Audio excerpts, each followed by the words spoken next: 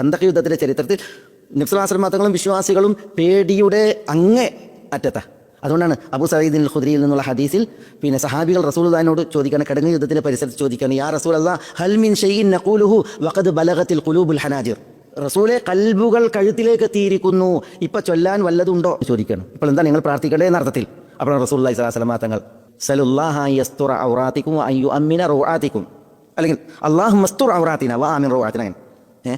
അല്ലാഹുമ്മ സ്തുർ ഔറാത്തിന വ ആമിൻ റൗആത്തിന, അല്ലാഹുവേ ഞങ്ങളുടെ ഔറത്തിനെ നീ മറക്കണമേ, ഞങ്ങളുടെ റൗഅത്തിനെ പോക്കി നിർഭയത്വം നീ ഞങ്ങൾക്ക് കനിയണമേ എന്ന് ദുആ ചെയ്യാൻ പറഞ്ഞു നബി സല്ലല്ലാഹു അലൈഹി വസല്ലം തങ്ങൾ. അങ്ങനെ സഹാബികൾ ദുആ ചെയ്തു. എന്താ ദുആ പറഞ്ഞേ?